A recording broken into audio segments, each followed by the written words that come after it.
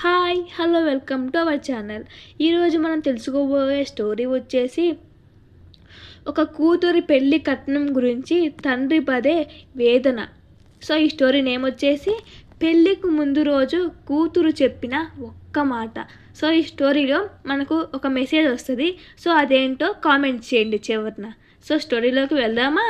కూతురిని పెంచడం కష్టం, కట్నం ఇవ్వడం చాలా కష్టం. ఇంకా స్టోరీలోకి వెళ్దామా.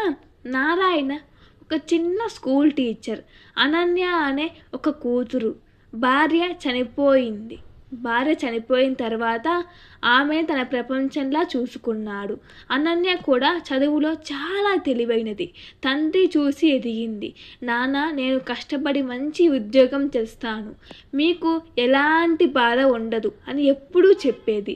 అలాగా మంచిగా చదువుకొని ఒక సాఫ్ట్వేర్ కంపెనీలో జాబ్ తెచ్చుకుంది. అలా కాలం గడుస్తుంది.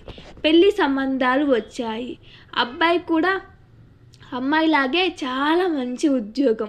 మొదట మాకు ఎలాంటి కట్నం వద్దు, ఇద్దరు జాబ్ చేసుకుంటూ మంచిగా ఉంటే చాలు అన్నారు. కానీ పెళ్ళి దగ్గర పడే కొద్దీ మాటలు మారాయి.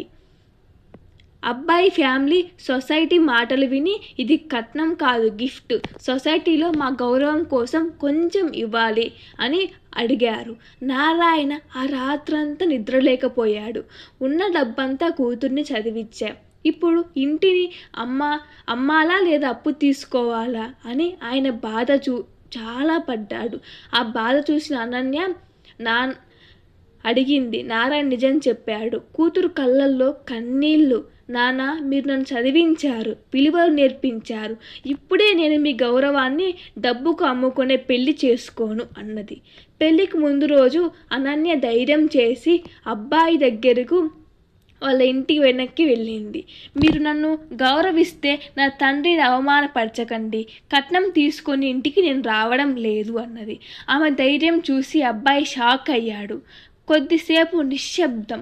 చివరికి అబ్బాయి, నువ్వు చెప్పింది నిజం, ఇంత చదువుకొని కూడా డబ్బు కోసం పెళ్లి చేసుకోవడం నాకు సిగ్గుగా ఉంది అన్నాడు. అతడు తన కుటుంబానికి ఈ పెళ్లి కట్నం లేకుండా జరుగుతుంది, లేకపోతే జరగదు అని చెప్పాడు. అక్కడి ఒక పెద్ద మార్పు మొదలైంది.